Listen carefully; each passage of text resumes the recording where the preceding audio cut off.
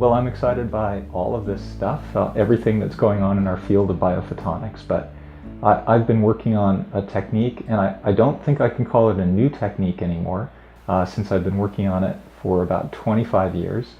But it's a way to take lasers and turn them on and off very, very fast, up to about 1 billion times per second, and then launch that light into the body. We can shine that light through the skull or through breast tissue or through muscle and bone tissue. And when the light goes into the body, then those waves that we're turning on and off up to 1 billion times per second keep their wave-like characteristics. And we can use very precise timing techniques to measure how fast the wave propagates through the body. So I spent probably about 5 years on the blackboard designing models and methods to try to test these concepts. And then we built instruments that would allow us to bring these measurements to the bedside. And over the last 20 years, we've been able to take this technology from giant lasers, big RF synthesizers, crazy electronics and optics. And today, we've managed to miniaturize it to the point where it's portable enough to fit in an overhead compartment of an airplane. And I carried it with me to Africa to do breast cancer work, research, detecting breast cancer. It uses these principles of modulated photon density waves. And we're able to do it now with miniaturized technology because of all of the advances in telecommunications.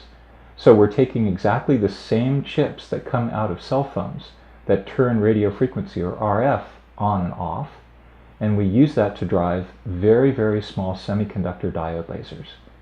Those lasers that we use now are about the size of a grain of sand, and now we're pushing so that these next generation technologies will be very small handheld sensors that we could put into the hands and the pockets of physicians, so that in the future an oncologist who's doing chemotherapy for a patient could actually pull one of these sensors out, and as the patient is going through cancer therapy, scan the patient and determine right at the bedside whether that chemotherapy is right for that patient.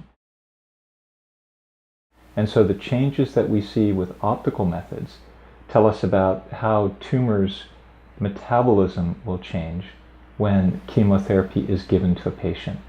So we see very, very subtle changes in blood flow, in oxygen utilization, in the utilization of fuels that are provided by the body, in inflammatory responses. And we can see these changes as early as within 1 day of the first dose of chemotherapy. What you're doing there is you're making a chemical measurement in a very controlled system. What we like to do is take the body as our system. We don't want to take any part of your body out. We want to make those same biochemical measurements when you're completely intact. You could imagine you can take part of the body out and grind it up and then make a measurement in a spectrophotometer. But most people don't like that. So what we've been trying to do is take these technologies that would render the body essentially like a cuvette. And we could make these measurements anywhere in the body and measure blood content, whether it's oxygenated or deoxygenated. We can measure water content. We can measure lipid content or fat content. And all of these things change as a tumor grows, or even as you lose weight and you go on a diet, your fat or your adipose tissue will remodel. Or even if your strength training, your weight training, and you're trying to build strength, your muscles will undergo remodeling and all of those things will change. And we can see all of those things. Now, all these things are ongoing with other imaging technologies as well, but by taking the designs of our devices, making them smaller and more portable, and giving them access to people, there's kind of a democratization that goes on with these technologies. We're putting them in the hands of lots of people. Now the Apple Watch, Fitbit, Jawbone, all those sensors, they're all based on biophotonics platforms. They've got optical components in them that are interrogating blood flow in your skin. And every time that your heart beats, there's a slight change in the volume of the microvasculature. And that's how those devices are working, with the ability to miniaturize those components and stick them in a watch, and of course power, batteries. You can now wear these and walk around and have continuous monitoring of your heart rate.